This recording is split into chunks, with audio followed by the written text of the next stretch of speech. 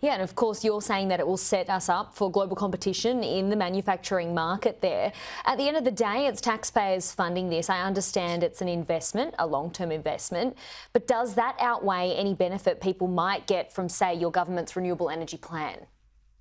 Well, no, it backs in, this investment backs in all of the other investments that are going on as we modernise our electricity system, as we move it to a low-cost, reliable electricity system that supports households and business. That's the aim of the game here. That's why we're moving through this process of rebuilding the electricity sector. Made a lot of progress, but of course there is hard work to go.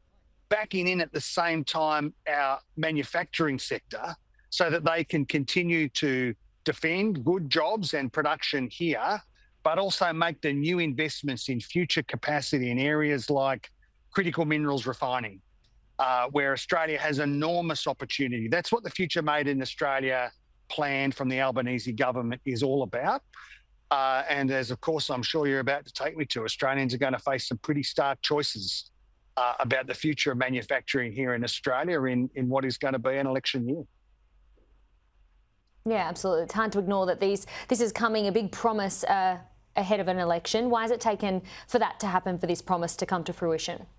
Well, all of this takes work. Ed Husic, Minister for Industry and Science, and his team and his department have been working carefully through the details of this scheme, just as the government has been working through the broader Future Made in Australia package. So the work has been done. It's able to be announced, the details of this scheme. That gives industry the confidence to invest and to continue to invest in good jobs.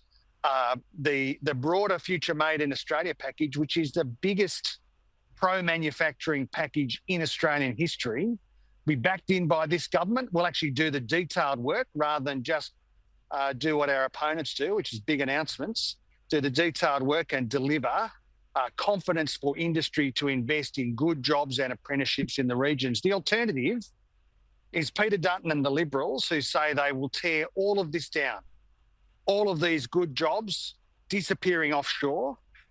Peter Dutton's risky, poorly thought through nuclear scheme, which is actually premised on, its core assumption is that industries like aluminium go offshore to China and the Middle East and the United States. A profoundly pessimistic attitude from Peter Dutton, which lets regional communities and manufacturing down. His nuclear plan puts costs up for households, $1,200 a year, puts costs up for business, but also forces out electricity-intensive manufacturing and says to investors from around the world's greatest manufacturers, Peter Dutton's message to them is don't bother knocking. I'm pretty sure Peter Dutton said this morning that aluminium production would still be a focus of his government, though.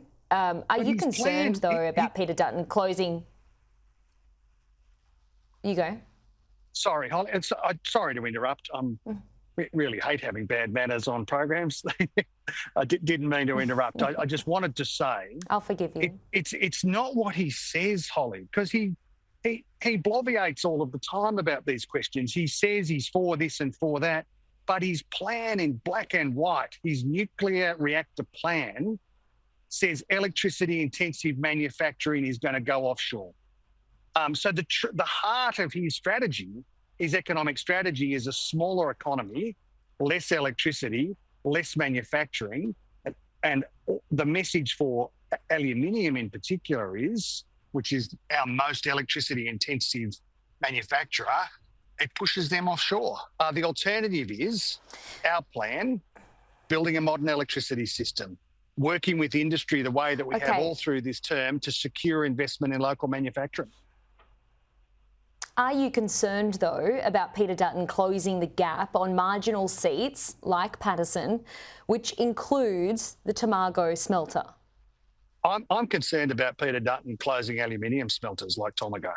That's what I'm concerned about. Tomago, I'm concerned about, these guys are repeat offenders on manufacturing. They talk big, but they're the people who closed the car industry.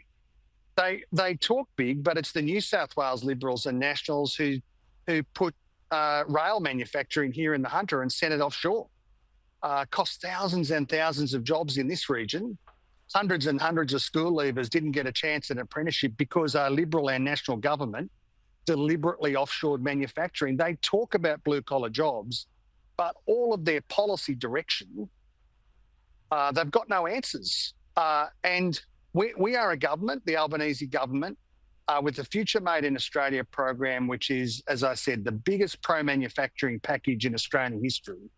Our sights firmly on the future, working hard with industry every day to secure these current investments, to make sure that current manufacturing stays here, but also to secure the big jobs of the future, good quality jobs in our outer suburbs and in our regions, in communities like the Hunter, where these jobs really, really matter. Okay, Tim Ayres, we'll leave things there for today. Thank you as always for your time. Good on you, Holly. Good to see you.